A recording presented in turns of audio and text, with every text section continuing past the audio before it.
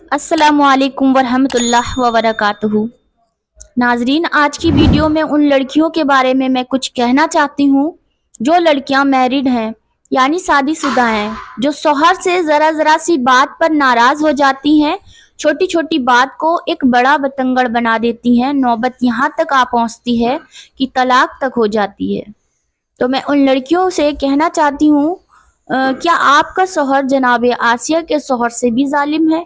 आज के दौर में किसी का शौहर कितना भी जालिम हो, जनाब आसिया के शौहर की तरह तो जालिम नहीं हो सकता। आसिया के शौहर का नाम इंतहाई बदबख्त इंसान फिरौन है।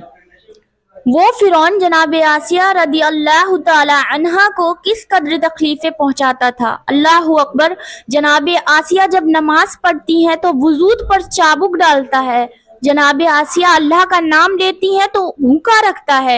एक वक्त वो आया कि आसिया के शौहर ने कहा कि तू मुझे सजदा नहीं करती, अल्लाह को सजदा करती है, सो तू अल्लाह को सजदा करना, मूसा के रब को सजदा करना छोड़ दे।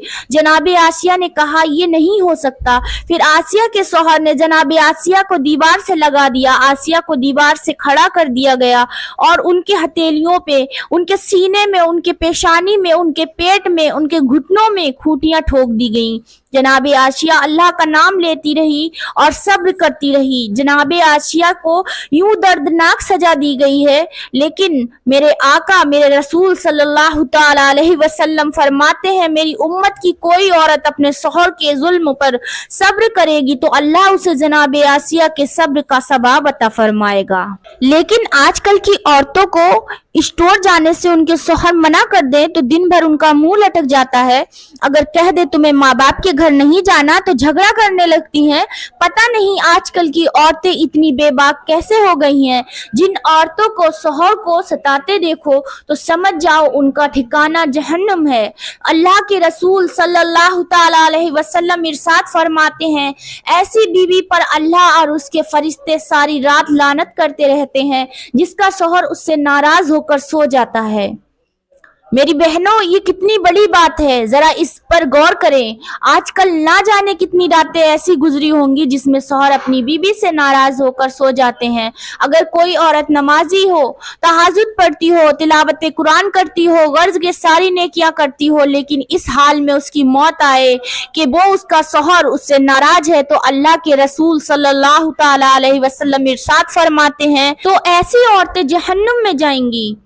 लेकिन आजकल की औरतें तो अपने शौहरों को गालियां देती हैं। मेरे आका, हम सब के नबी सरकार दो आलम सल्लल्लाहु ताला अलैहि वसल्लम इरशाद फरमाते हैं कि अगर किसी के शौहर के जिस्म पर फोड़े पैदा हो जाएं, फुंसियां पैदा हो जाएं और उससे पीप बह बह के निकले और उसकी बीबी अपनी जबान से चाट चाट कर साफ करे, तब भी वो अपने शौहर का हक अदा नहीं कर सकती। ये है शौहर का हक कि बीबी शौहर के बदन से जख्म को चाट चाट कर साफ करे, फिर भी वो उसका हक अदा नहीं कर सकती।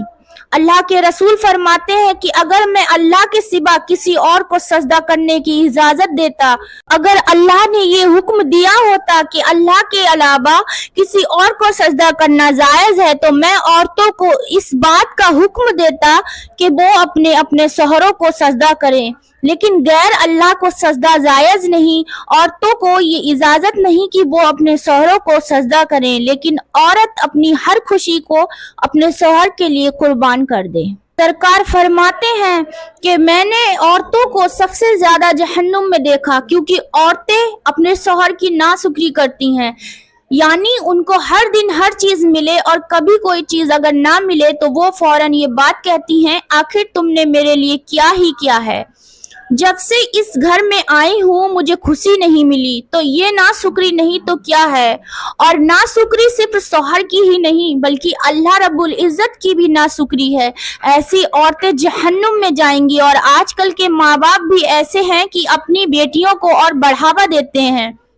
अगर बेटी शौहर का सिगबा लेकर अपने माँ बाप के पास आती है तो उनके माँ बाप कहते हैं, बेटी हम लोग फकीर थोड़े ही हैं, हम कोई गरीब थोड़े ही हैं, इतने गए गुजरे थोड़े ही हैं कि अगर तुझे परेशान करता है तो उसके बच्चे उसके मुंह पे फेंक कर चली आ। जिस तरह हमने तुझे 18 साल पाला, हम आज भी तुझे पाल सकते हैं और देखना हम कैसे उसे कोर्ट के चक्कर लगवाएंगे और उस पर केस करेंगे। और ये कोर्ट कचहरी का मसला तो बहुत आम हो गया है। शादी को 1 महीना नहीं होता और कोर्ट कचहरी का मामला सामने आ जाता है और फिर बेटी को भी बढ़ावा मिल जाता है। बेटी होशियार हो जाती है और शौहर से और लड़ना शुरू कर देती है, लेकिन उसके माँ बाप को ये नहीं मालूम अगर तुमने उसे उसके शौहर के खिलाफ भड़काया तो अल्लाह ने तुम्हारे लिए जहन्नम में आग भड़का कर रखी है। क्या आप जानती हैं कि बीवी और शौहर के दरमियान जुदाई पैदा करने वालों को अल्लाह रब्बुल इज्जत ने शैतान की औलाद कहा है।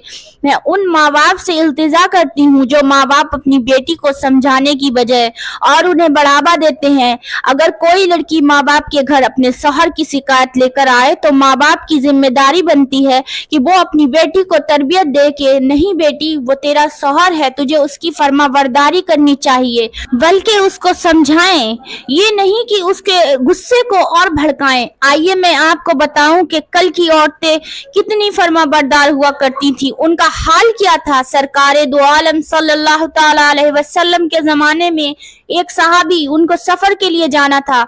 उन्होंने अपनी बीवी से कहा कि मुझे सफर के लिए जाना है, मैं जब तक वापस ना आ जाऊं तुम घर से ना निकलना, यहाँ तक कि तुम अपने माँ बाप के घर भी न जाना। और ये बात कहकर वो सहाबी अपने सफर के लिए निकल जाते हैं। लेकिन कुछ दिनों के बाद वाकया इस तरह से पेश आता है कि उस औरत का बाप बीमार हो जाता है और कुछ लोग आते हैं और उससे कहते हैं कि तुम्हारा बाप बीमार है, उसकी अयादत कराओ। वो कहती है मैं नहीं जा सकती, मेरे शौहर ने मुझे घर से निकलने को मना किया है, लिहाजा तुम जाकर कह दो कि मैं नहीं आ पाऊंगी। कुछ दिनों के बाद उसका बाप बहुत ज्यादा बीमार हो जाता है, उसकी तबीयत और ज्यादा बिगड़ जाती है।